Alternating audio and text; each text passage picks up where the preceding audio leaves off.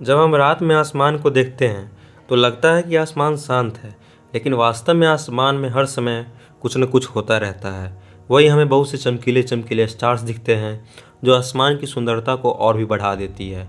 और तो और हमें स्टार्स का ग्रुप भी नज़र आता है जो किसी खास प्रकार का पैटर्न बना रहा होता है, और इस पैटर्न को हम कॉन्स्टलेशन कहते हैं। आज की इस वीडियो में हम जानेंगे कि कॉन्स्टलेशन होता क्या है, इसका जन्म कहाँ से हुआ, और मनुष्य किसी पार्टिकुलर स्टार्स के ग्रुप को ही कॉन्स्टलेशन क्यों चुनता है। कॉन्स्टलेशंस लैटिन के टर्म कॉन्स्टेलियो से आया है, जिसका मतलब होता है सेट ऑफ स्टार्स। कॉन्स्टलेशन हमारे सेलेसियल स्फीयर में ऐसा एरिया होता है जिसमें ग्रुप ऑफ विजुअल स्टार्स होते हैं जो किसी आउटलाइन और पैटर्न की तरह दिखता है।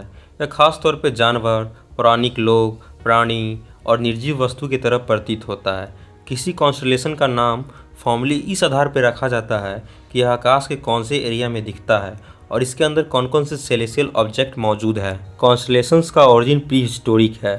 प्री हिस्टोरिक लोग कॉन्स्टलेशन को stories of beliefs, experiences, creation और माइथोलॉजी से रिलेट करते थे।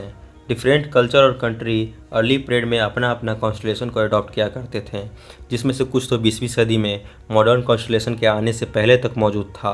अब हम अर्ली कॉन्स्टलेशन के हिस्ट्री को जानेंगे कि यह किस सभ्यता और पृथ्वी के किस कोने से आया है, जिसका नाम कुछ इस प्रकार है। First, Lascaux caves of south France. Second, Mesopotamia. Third, old Babylonian astronomy. Fourth, Egyptian astronomy. Fifth, ancient Greek astronomy. Sixth and last, Chinese astronomy. इनमें से कुछ पॉपुलर हुए तो कुछ सिंगल कल्चर और नेशन तक ही सिमट कर रह गया। कॉन्स्टलेशन की पहचान समय के साथ बदल सकता है। जो स्टार कॉन्स्टलेशन में करीब दिखता है वास्तव में वह एक दूसरे से काफ़ी दूर होता है, और वहीं प्रत्येक स्टार का अपना अपना इंडिपेंडेंट मोशन होता है, और सभी कॉन्स्टलेशन समय के साथ स्लोली चेंज हो जाता है। सैकड़ों हजारों साल के दरमियान सभी कॉन्स्टलेशन में बदलाव आ जाता है। जो कॉन्स्टलेशन अर्थ के किसी खास लेटीट्यूड से दिखता है और वो कभी भी होरिजन के नीचे नहीं जाता, और यूँ कहें तो कभी नहीं डूबता, उस कॉन्स्टलेशन या स्टार को सर्कम पोलर कहा जाता है। पोल स्टार सर्कम पोलर का एक एग्जाम्पल है। पहली बार सन 1922 में इंटरनेशनल एस्ट्रोनॉमिकल यूनियन ने ऑफिशियली 88 रिकॉग्नाइज्ड कॉन्स्टलेशन का लिस्ट दिया था। बिग डीपर के स्टार्स नॉर्दर्न हेमिस्फीयर के आकाश में एक विशिष्ट लैंडमार्क बनाता है। यहाँ तक कि स्टार गेजर भी आसानी से ऊर्जा मेजर कॉन्स्टलेशन के हिस्से को आकार दे सकता है। और हम जानेंगे कि मनुष्य क्यों किसी पार्टिकुलर स्टार के ग्रुप को ही कॉन्स्टलेशन कहता है या फिर उसे रिलेट करता है। रिसर्चर जब इस बात का उत्तर जानने के लिए रिसर्च कर रहे थे तो उन्होंने पाया कि रात के आकाश में आँख कैसे बेतरतीब ढंग से यात्रा कर सकती है।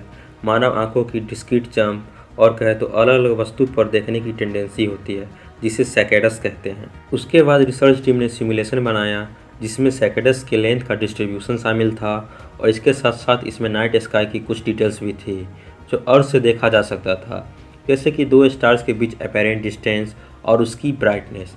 जब इन सभी डिटेल्स को मिलाया गया तो सिमुलेशन ग्रुप ऑफ स्टार्स को जनरेट किया जो 88 मॉडर्न कॉन्स्टलेशन के साथ अलाइन करता था। इसी तरह से हमारे पूर्वज भी इंडिपेंडेंटली स्टार्स को ग्रुप करके अपना कॉन्स्टलेशन बनाया करते थे।